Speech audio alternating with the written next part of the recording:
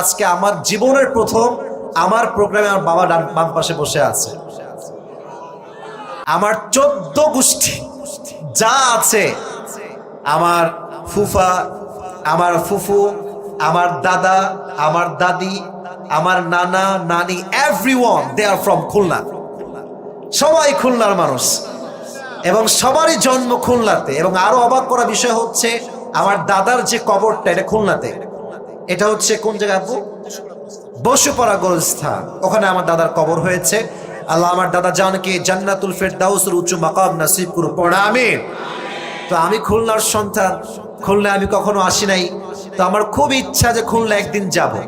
তো মাঝে আমাদের মিজানুর রহমান ভাই বহুদিন যোগাযোগ করছে, তো ডেট দেওয়ার কোনো সুযোগ নাই। আমি আসছি ফ্রম নোয়াখালী লক্ষ্মীপুর, প্রায় 13 ঘন্টার রাস্তা।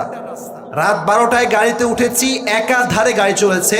দুপুর ডাক দিয়ে খুলনা এসে, দুপুর ডাক দিয়ে এসে জাস্ট কিছুক্ষণ রেস্ট নিয়েছি, দাদার কবরে গিয়েছিলাম, জিয়ারত করে এখানে চলে আসছি। বাবা হচ্ছেন আমাদের জীবনে হিরো, আমাদের সবচেয়ে বড় হিরোর নাম হচ্ছে আমাদের বাবা। ঠিক কিনা বলেন যুবক ভাইরা? আমরা যত দূর যাই না কেন মাথায় রাখতে হবে আমাদের পেছনে যারা সব সময় নিঃস্বার্থ ভালোবেসেছে, 1 নম্বরে মা, 2 নম্বরে বাবা। ঠিক কিনা বলো যুবক ভাই? বাবা মায়ের অবদান যে ভুলে যায় সে কুলাঙ্গার সন্তান, সে কখনো ইসলামের শাহজাদা হতে পারে না। ঠিক কিনা বলে?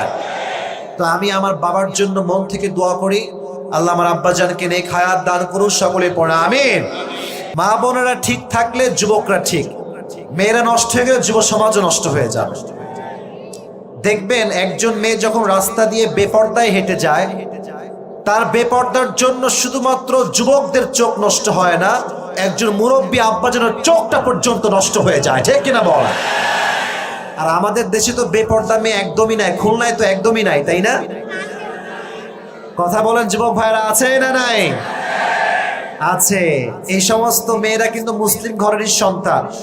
আমাদের কারো বোন, কারো বউ, কারো ভাবি, কারো খালা, কারো ফুফু আমাদেরই পরিবারের তারা মানুষ, কিন্তু আমাদের মাঝে যে দিনের জ্ঞান নাই, আমাদেরকে দিনের লাইনে লিড করতে পারি নাই, তারা আজকে দিনের বাহিরে চলে গিয়েছে।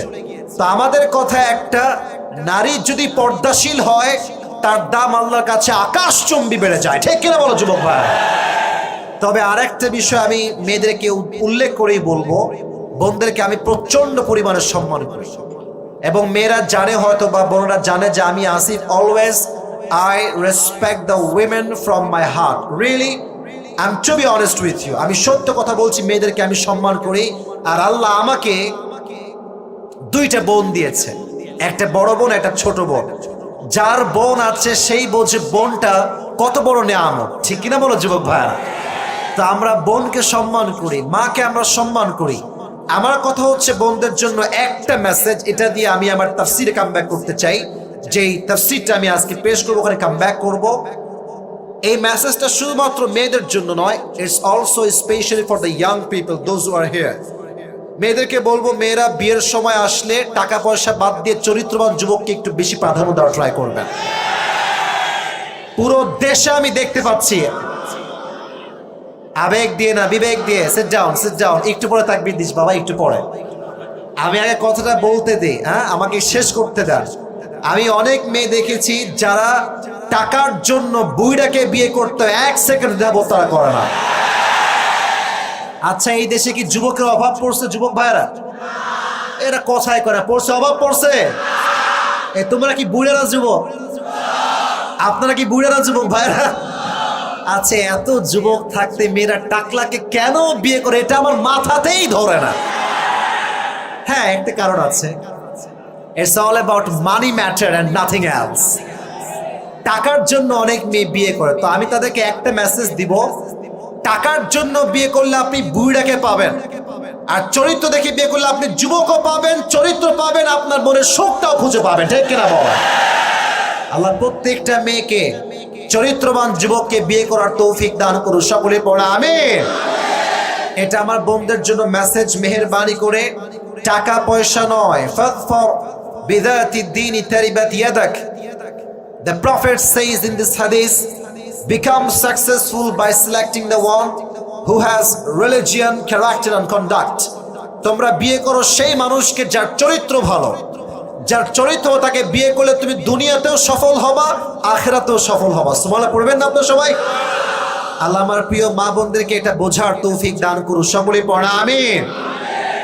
আর যারা বাবারা আছেন, অনেক বাবারা এসেছে আমি জানি, আমার বাবা এখানে বসে আছে, বাবাদেরকে একটা মেসেজ দিতে চাই, যেই যুবকটা আজকে বেকার আছে সে কিন্তু আজীবন বেকার থাকবে না। আচ্ছা তোমরা কথা বলছো না কেন আমার সাথে? যুবক ভাইরা কথা বলতে হবে তোমার সাথে। আচ্ছা তোমরা কি আজীবন বেকার থাকবা? আজীবন চাকরিহীন থাকবা? আজীবন ব্যবসাহীন থাকবা? তো আব্বাজি আপনি মেয়ে দেন না কেন? মেয়ে দেন না কেন আপনি? আমার কথা একটা, বিয়ে যত সহজ হবে জেনার সংখ্যা তত বেশি কমে যাবে। আল্লাহ আমার প্রত্যেকটা আব্বা জানকে যুবকদের মূল্যায়ন করার তৌফিক দান করুন, সকলে পড়া আমিন।